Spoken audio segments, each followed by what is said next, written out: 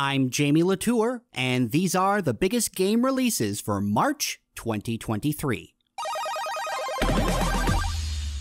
First up, on March 2nd, we have King of the Castle on PC. It's a multiplayer game where one person plays the king, or I guess the lady king, and then up to 24 other players can be your council of nobles by playing on their phone. So it's like a unique take on the whole Jackbox thing where you can vote on issues about the kingdom. I don't know, I think it looks kinda neat. On March 3rd, we have Wolong Fallen Dynasty for PS4, PS5, Xbox One, Xbox Series X/S, and PC. Team Ninja has been kind of doing this weird thing for a while where they essentially make From Software games but infuse them with their own style and elements of Japanese folklore. Nioh 1 and 2 were essentially like their takes on the Dark Souls series, and now Wolong seems to be their take on Sekiro. I played the demo on PS5 and it was actually a lot of fun, and it has like these weird Resident Evil type transforming bosses, and we'll talk about that series in a little bit. Wolong is going to be a day one release on Game Pass, so if you feel like stabbing people, there won't be much of a buy-in. March 8th gives us Paranorma Sight: The Seven Mysteries of Hanjo. Man, that's a mouthful. This is coming to Nintendo Switch and PC, and despite that ridiculous name, it looks like it may be a very spooky, point-and-clicky visual novel thingy. Also, it's published and developed by Square Enix, but it's not an action RPG. Now that's truly scary. March 9th sees the release of the remake of Fatal Frame: Mask of the Lunar Eclipse for PS4, PS5, Xbox One, Xbox Series X/S, Nintendo Switch, and PC. I'm a coward, so I'm not one for all of these scary camera shenanigans, but the rest of you shutterbugs can knock yourselves out. Ooh, I am not feeling too good. Someone get that thermometer. I think I have a fever. A transport fever! Because Transport Fever 2 Console Edition will be out on March 9th for PS4, PS5, Xbox One, and Xbox Series X/S.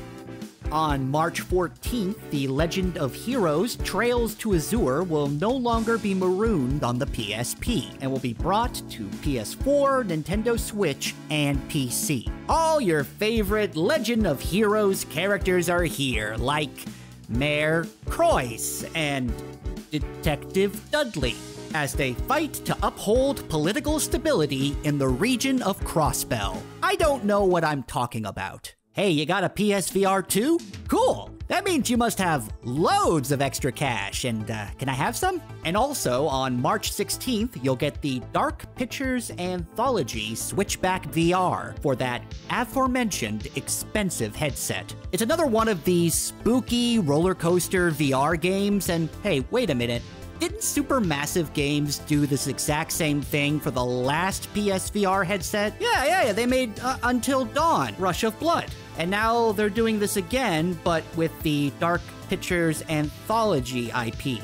Well, going by this pattern, get ready for The Quarry, Ghoster Coaster, when the PSVR 3 launches. March 17th will see Platinum Games attempt to make more money off of the Bayonetta franchise with the spin-off game Bayonetta Origins: Cereza and the Lost Demon for the Nintendo Switch. First off, this game is incredibly lucky that Star Wars Jedi Survivor got pushed to next month, because it was originally going to release on this same day, and that would have slaughtered this game. Also, this will be less of an action game and more of a story-focused game centered around the early days of Bayonetta, because that's what I want from Bayonetta: story. Also, this is an $80 game.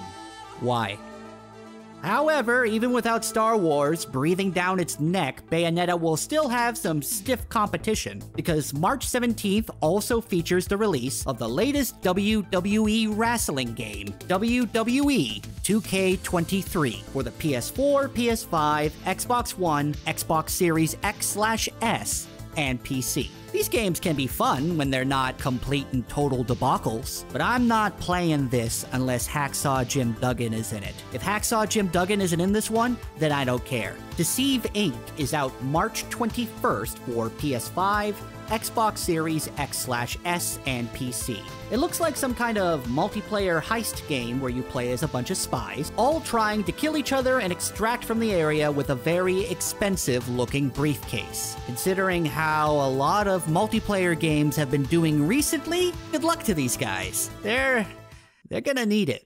Chia will also launch on March 21st for PS4, PS5, and PC. And it was recently announced that it will be a freebie for PS Plus Premium members. Oh look, there's actually a reason to have that service. Judging by the trailers, it looks like it combines the traversal mechanics of Zelda games like Breath of the Wild and The Wind Waker, along with a Super Mario Odyssey-esque ability to take control of objects and animals. And you could be a pooping cow. I'm sold. March 22nd gives us Have a Nice Death for Nintendo Switch and PC. Since we don't know when the hell Hollow Knight Silksong is coming out, this is probably the closest thing we're gonna get for a while. So, take it or leave it, I guess. Seriously, Silksong when? March 24th is a big day, with one of the most anticipated game releases of the entire year coming out. That's right, I'm talking about Atelier Ryza 3, Alchemist of the End and the Secret Key for the PS4, PS5, Nintendo Switch,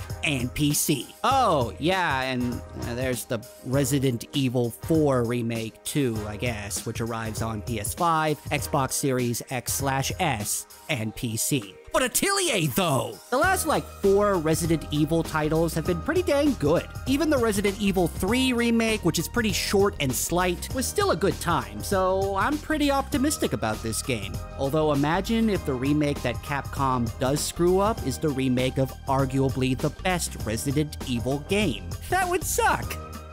God, I hope that doesn't happen. And if you don't want to shoot zombies or do whatever it is you do in an Atelier game, March 24th also has EA Sports PGA Tour for PS5, Xbox Series X/S, and PC. So be sure to tell your dad about that one. We're close to the end of the month now, and on March 28th, Crime Boss Rockay City will be out on PS5, Xbox Series X/S, and PC. Remember the trailer to this one? It was the game with all of the celebrities like Vanilla Ice, Michael Madsen, Michael Rooker, Danny Trejo, Danny Glover. Lots of Michaels and Dannys in this one. Apparently, this will be a first-person heist game, and I will be amazed if this is good because it reeks of a mediocre title that the developer is trying to prop up with celebrity cameos. But hey, at least Chuck Norris is in it. Man, remember when the internet was just Chuck Norris memes? Crime Boss remembers. March 28th will also give us the PC release of The Last of Us Part 1, which is a remake of the PS3 game, The Last of Us, which got a remake for the PS4. So, is this like a port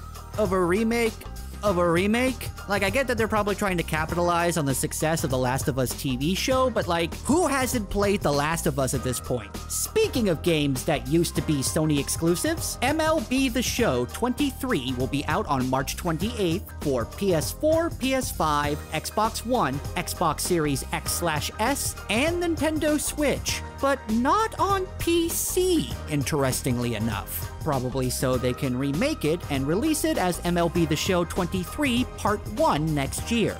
And finally, on March 30th, we have The Great War: Western Front for PC, a World War I strategy game made by developers who previously worked on the Command & Conquer Remastered collection. So be sure to tell your grandpa about that one. What game are you looking forward to playing this month? Let us know in the comments below, and check out thegamer.com for more gaming goodness. Thanks for watching, and we'll see you next time.